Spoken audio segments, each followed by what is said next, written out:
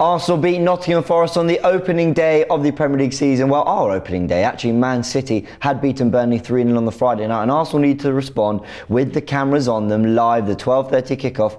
Actually, it was a 1 o'clock kickoff, and we all know why, because of the old ticketing disaster, which I believe you'd have been caught up in, Graham. But we have talked about that on Forever Arsenal, so go check out that podcast as well.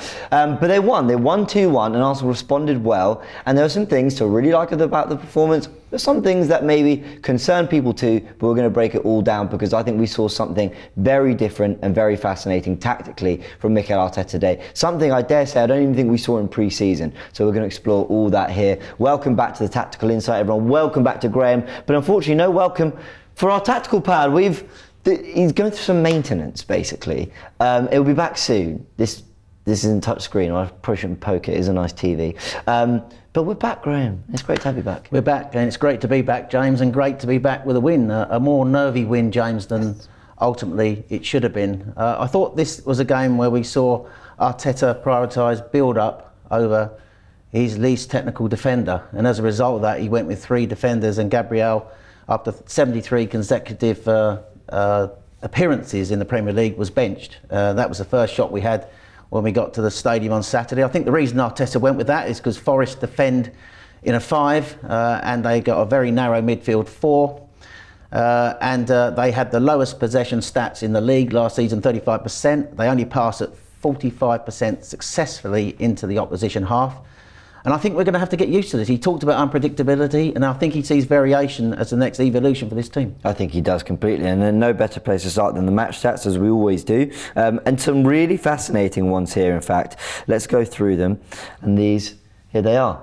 Arsenal Forest, 7 shots out of 15 on target, 2 out of 6 shots for Forest at the Emirates, 2 on target, although that Brennan Johnson one early in the game should have been on target. It should have worked Ramsdale, could have been 1-0 down, but we weren't. 79% possession, overwhelmingly in our favour there, 21% possession for Forest, 695 passes for Arsenal, but they out-XG'd us. What's all this about, Graham? It's amazing, isn't it? Last season, the first 9 games, we had the highest XG than our opposition in every single game.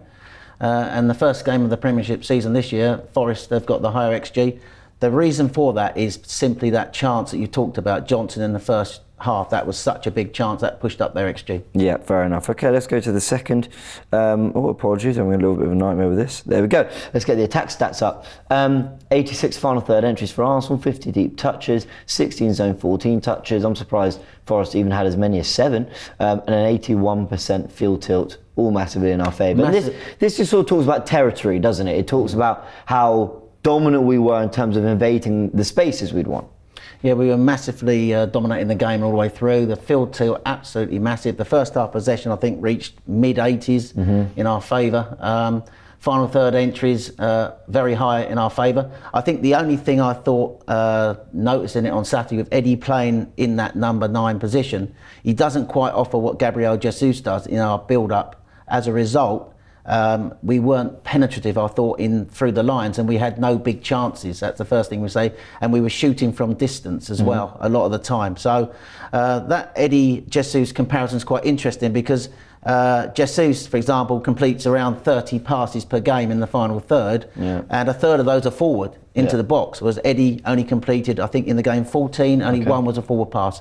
But Eddie is a different dynamic. He scored his goal and he offered us a lot in his movement and industry in the game, just pointing out what Jesus offers us, which probably I thought we also missed Zinchenko probably. The left-hand side wasn't quite so fluid as the right-hand side, and we've talked about this and we understand the reason why, because that is a different left-hand side. But overall, totally dominating in the attacking side. I agree. I actually want to touch on that point in just a sec. Before we do, we just remind ourselves of the defensive stats as well. 18 tackles each, which I think tells you how intense Arsenal were off the ball. And I think everyone kind of talks about, and I've mentioned this for Forever Arsenal as well, you know, is everything just based on chance creation when you're judging a performance? Is it just how many shots you had at goal, how many times you tested Matt Turner, or is it as well how quickly you were to try and press and win the ball back, how intense you were, the zip in your passing? Because I think in a lot of other ways, Arsenal were very good. And you've got to look at this passes per defensive action, 4.2, tells that Arsenal did have a good intensity about this game. We did have a good intensity, and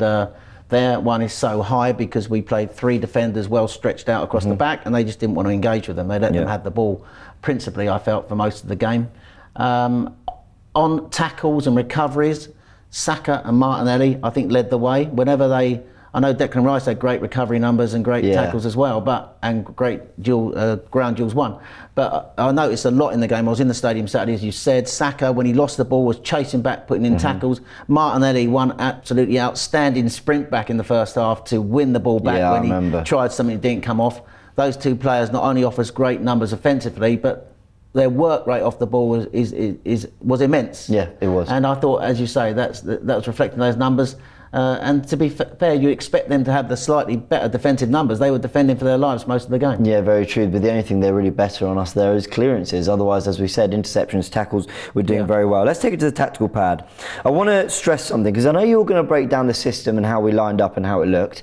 Especially on paper, against the Forest back five and all that. But I just want to I want to say something, because there's been this kind of running thing I've heard a lot, which really annoys me, which is, why has Arteta changed it so much? Why is he going completely away from what worked?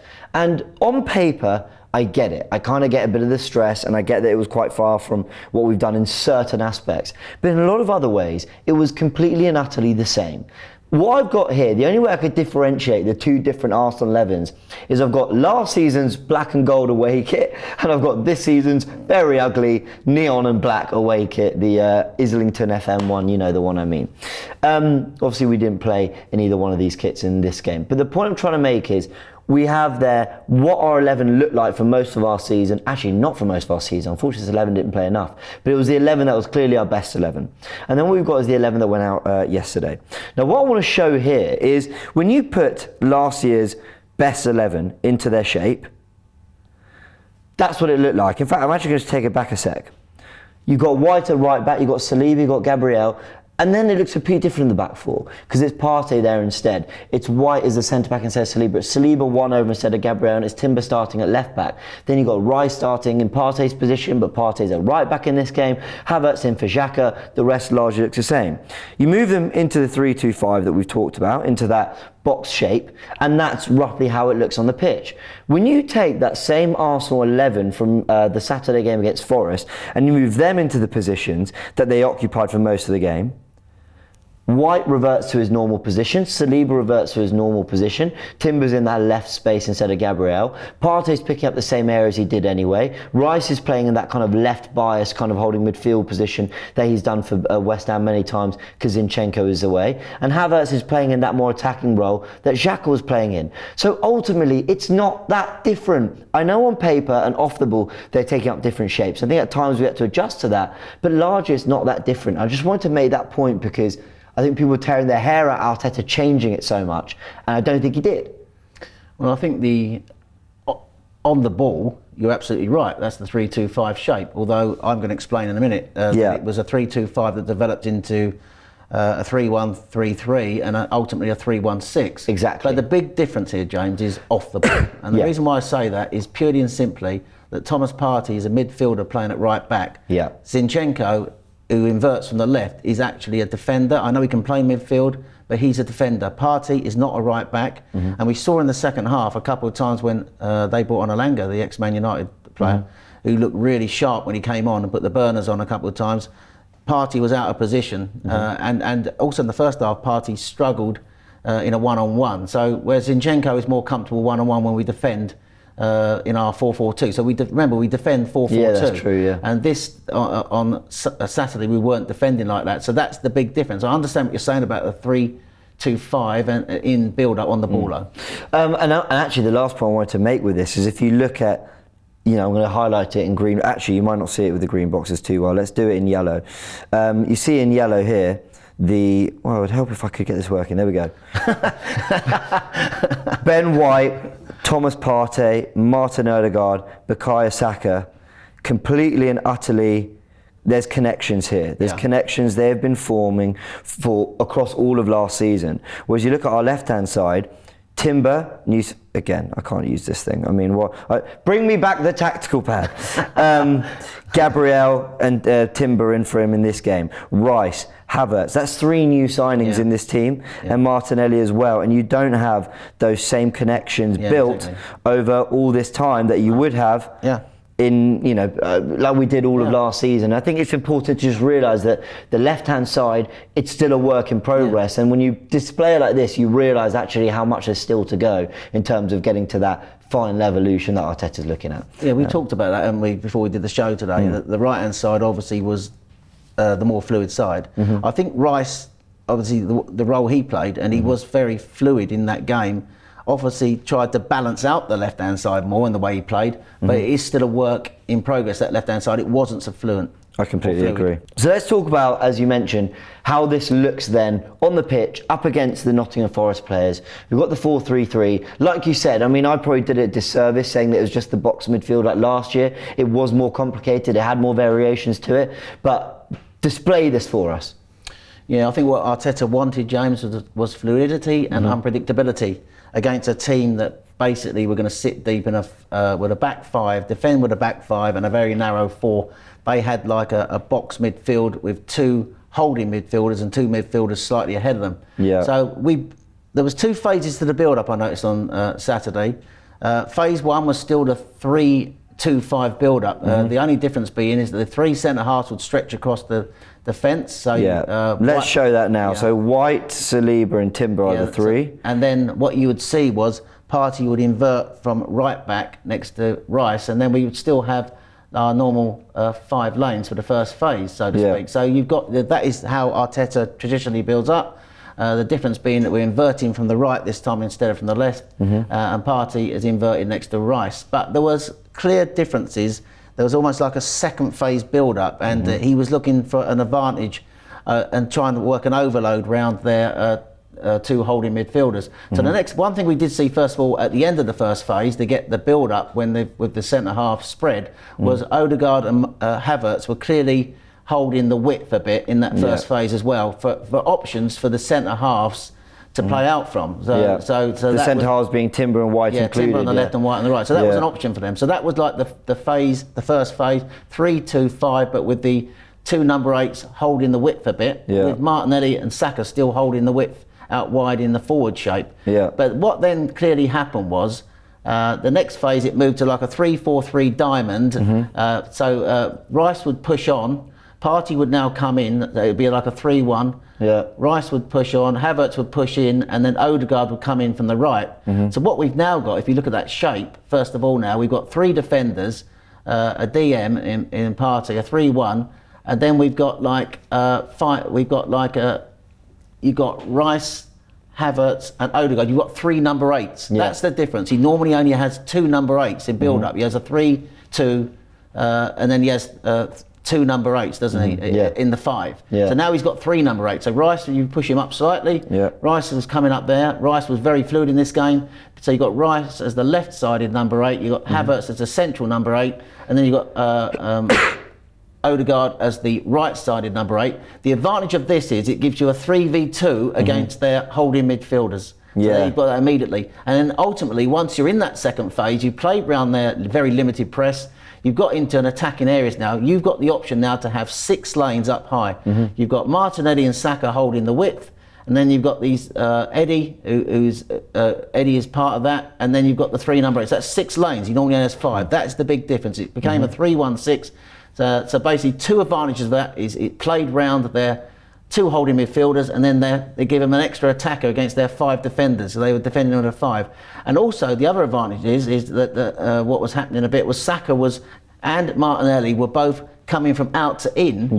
So if Eddie was dropping in, they would make those out to in runs. So there's plenty of flexibility and movement in that strategy, and that's what we went with it. I completely agree. I also wonder whether having a back 5 Forest meant rather than go 5-for-5, we'll go 6-for-5 and just trust our players to play through. And you alluded to Gabriel, who I think is good on the ball, but I agree he's not as good as Timber, Saliba and White. So it kind of suggests that maybe it was about getting our best ball players to get through that first phase, and then you can actually trust your team when you got 6 up there. I mean, it was so attacking to point. I mean, even White was every now and again overlapping to get forward, and then they'd have to sort of rejig the formation with White, and then maybe Rice would just be a little bit more disciplined. So they did mix it up in a lot of ways. I think that the only thing is, I thought we were moving it a little bit too slowly at times. From that's true, for sure. So I think we needed to move it just a little bit crisper and quicker with our passing. We weren't doing it so much.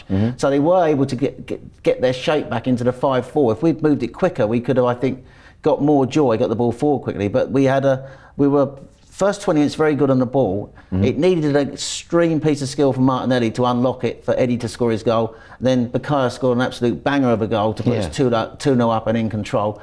But ultimately, you are right. You had Ben White playing centre half, and then ultimately, Partey would drop back, or Rice would drop back into a 3, and White would come up and go outside Saka. So you had that sort of flexibility. There was flexibility right across the pitch. So many. He wants this unpredictability against these teams who sit in a deep block. Total football. So in total football, yeah. And speaking of total football, I actually want to bring up something that Javi has said. Javi, love to Javi, by the way. He's mentioned that he's a big fan of the show and loves the work you do, Graham. We saw him out in the States, in New Jersey, came to the United game, and he's been on Fan Zone. You can all be on Fan Zone, by the way, by downloading the AFTV Plus app and joining us straight after games. Now, Javi, he's been joining us for a long, long time now. Always love his thoughts. And I asked him about the 3-4-3 diamond, and he had something very interesting to say. Have a little listen to this. Did it look to you like a 3-4-3 diamond in that second half? Like, I saw Partey very much at the base, Rice and Ødegaard either side, and then Havertz playing off Eddie. So we saw even a second tactical tweak in that game to what we saw in the first half. Arteta's really just trying to give clubs different problems. Yeah, Rice, as we saw, was drifting more towards, that wide line, sort of close to Martinelli. So that was kind of interesting to see. But funnily enough, the 3-4-3 diamond was actually employed by Cruyff in the early 90s, and that's how Barcelona and probably Mikel grew up playing. That's why PK wore the number 3 shirt, because the 3 was the middle center back in their setup. So it is something that he grew up with, and it is something that he is familiar with, the 3-4-3 diamond. Usually utilized when you play against a 4-4-2, you're able to have numerical superiority, and you have 3 defenders who can target the 2 strikers. That way, if one wins that individual duel, you don't have somebody running in on a 1v1. You still have that extra cover, but you get that extra man in midfield. So I found that really, really interesting. So I go and do my research, and here we are, and he's spot on. And I never watched this team. I wasn't born. But I had a little look. This graphic comes from Barca Universal. 91-92 team, Johan Cruyff's Barcelona, and they have it the diamond, or a 3-1-3-3. But again, you've got kind of the width from the front 3, and then you've got Guardiola, who's a 20-year-old. He came in from La Masia this season, and Barcelona go on to win the Champions League and La Liga, and we're a fantastic, fantastic side under Johan Cruyff. And I just think I love tapping into history of football tactics to see where managers are getting this kind of inspiration from, because actually Graham Potter did a similar thing at the very start of last season with Brighton. They won 2-1 at Manchester United. And I never really understood it, but now, thanks to Javi and other people's input, I'm sort of understanding more the history and where this is all coming from. So if we just have a little look at Arsenal and how that compares, we'll just go to the next graphic as well here. On the left, I've got the first half, and on the right, I've got the first 30 minutes of the second half. Now, if you look here at this graphic on the left, Rice very central next to Saliba. The reason is Partey's inverting from right back, so his average position is always going to be skewed slightly. By the way, this comes from StatZone. It's an influence graphic that basically shows you the bigger the name, the more influence they had on the game, but also puts them in their average position. So Partey's always going to be slightly skewed because he's coming from right back, but Rice a little more central. And look at Havertz in this spot here, much more on the left, sort of closer to Timber and Martinelli. But when you look at this graphic here on the right, Rice is far more out the left. His average position is actually away from the centre circle. Partey not too dissimilar, but look at Havertz, much closer to Ødegaard, because he picked up that number 10 spot that you've talked about there, Graham, in your brilliant analysis before. And I just want to show how, if we go back to the tactical pad for a second, I just want to show here on this graphic how that 4-3-3 went from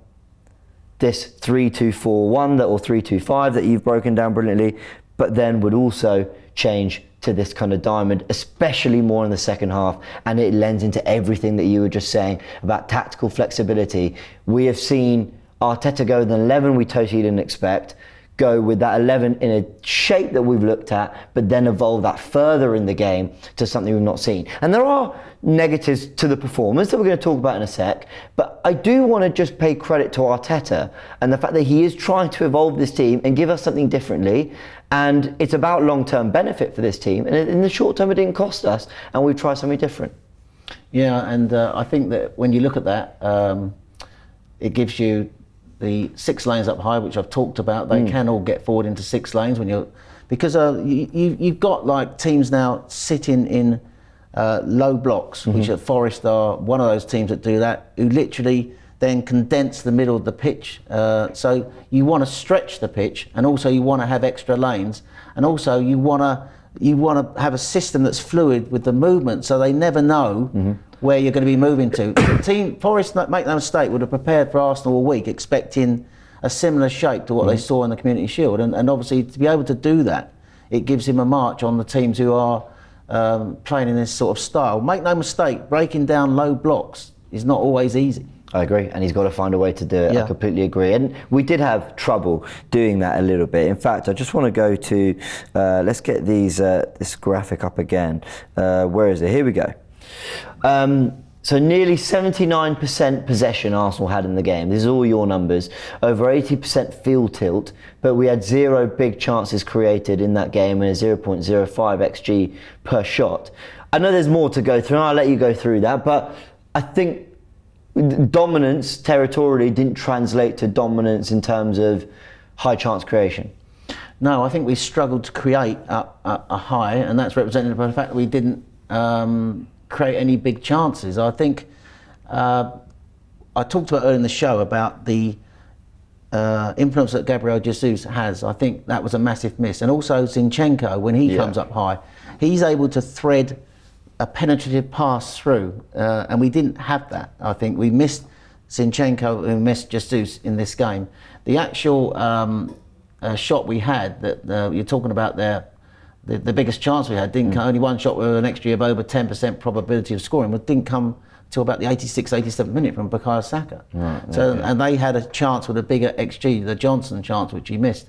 So I think that we dominated the possession, we dominated the play. The thing that was off for me was the fact that we didn't really get penetrative passes into the box. We only had 2 shots in that 12-metre zone in the penalty box central. That tells you that the passing into the box wasn't penetrative enough from those sort of areas, from the number 8 positions. You know, I thought Odegaard at times was, you know, this is something with him playing slightly deeper than coming up to join Saka, was, you know, whether normally he's the one who knits it all together to us, and I didn't notice him get on the ball quite so much in those areas and unlock their defence that I'm used to.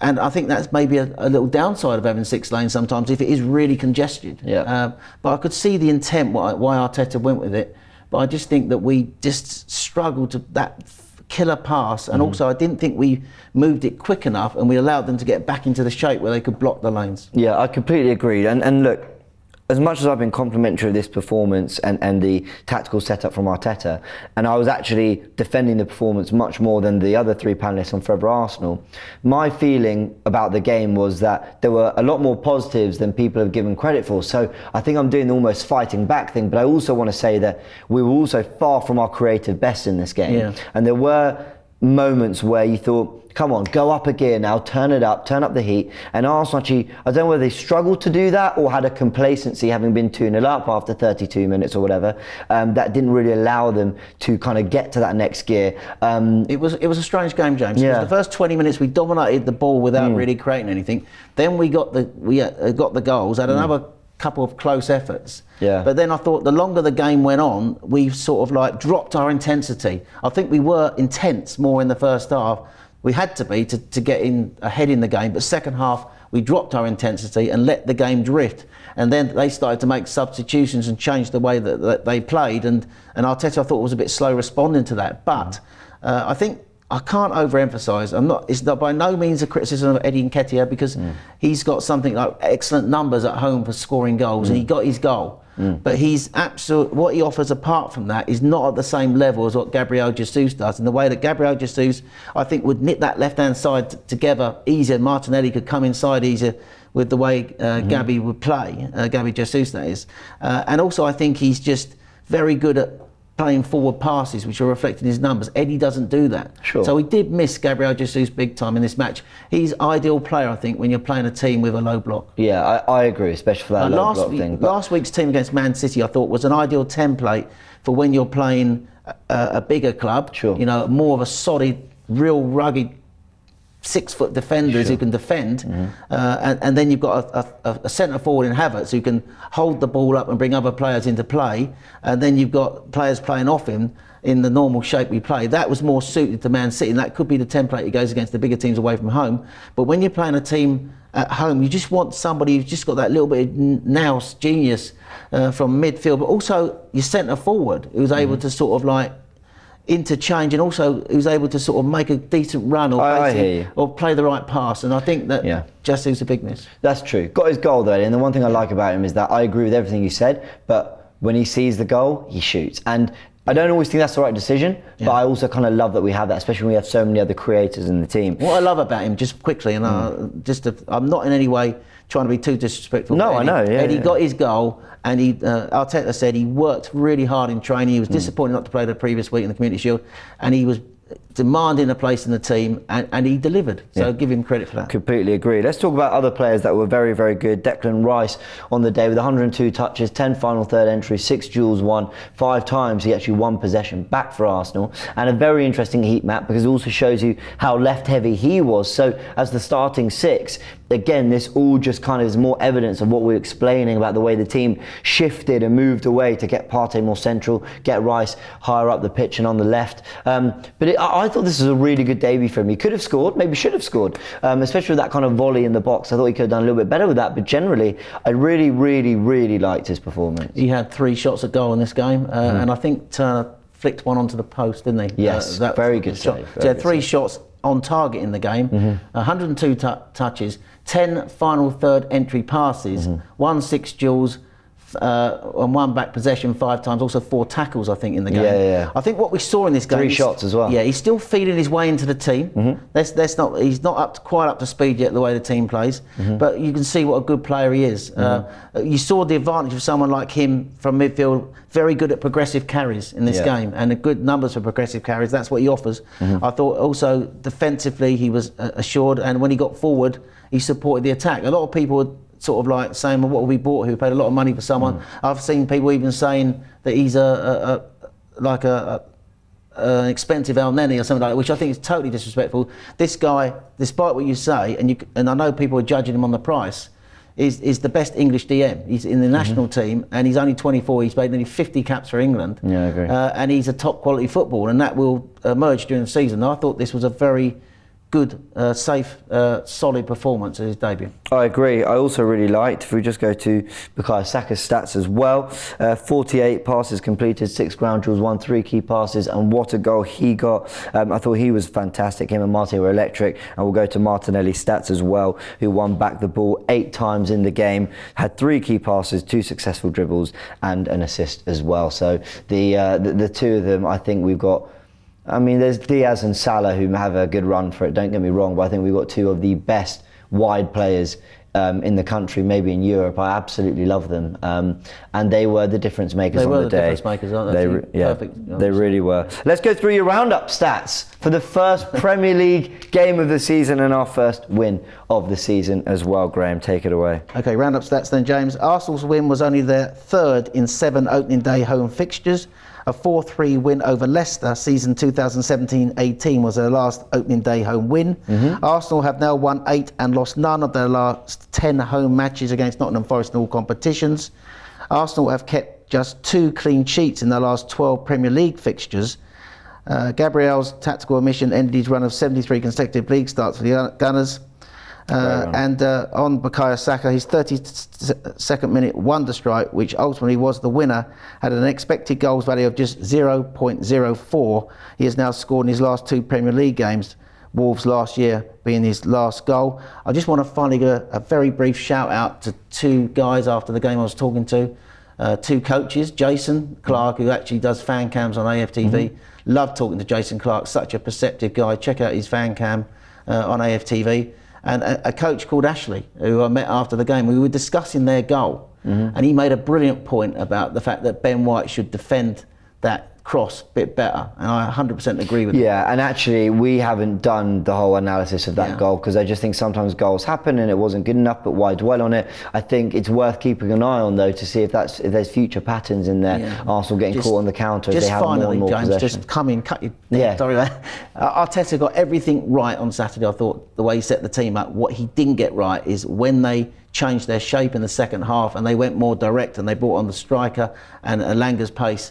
He didn't react quick enough, and I think he should have. That's the only thing. If he reacted then, maybe Gabriel, because we had to go back to Gabriel in the end. Gabriel should have come on earlier, and I think that we should have gone back to our normal sort of shape, and then I think we would have been more comfortable in the game. It was a nervy win in the end. It shouldn't have been, because I thought, despite the problems we had that we've talked about in the game, you've got to give credit to Arteta, because he basically, against a team with a low block, he sort of like changed the system and gave us, I think, a perfect platform to win that game. Yeah, completely and utterly agree. Let us know your thoughts in the comment section below. It is great to be back for the Premier League. We won the Community Shield and we've got our first 3 points of the season as well. It is Palace away, which means the next Tactical Insight show, with the game being next Monday, of course, we're recording this on a Monday, depends on when you're watching it, maybe you're watching it later in the week. It won't be till the following Tuesday morning that we do a Tactical Insight on the Palace. Hopefully victory, but certainly on the Palace game, no matter what the score. Graham, a big thanks to you. It's fantastic to have you back. A big thanks to everyone who's tuned into the show. Like I said, let us know your thoughts in the comments below. Go grab your AFTV merch by going to the AFTV store and looking at the AFTV Plus app as well. And hit the like button if you enjoyed this video. We'll see you very soon. Shop for AFTV merch at shop.aftv.co.uk. Subscribe to us on YouTube. Follow us on Instagram, Facebook, Twitter, TikTok, Snapchat and Twitch. We've got content for every platform, so check it out.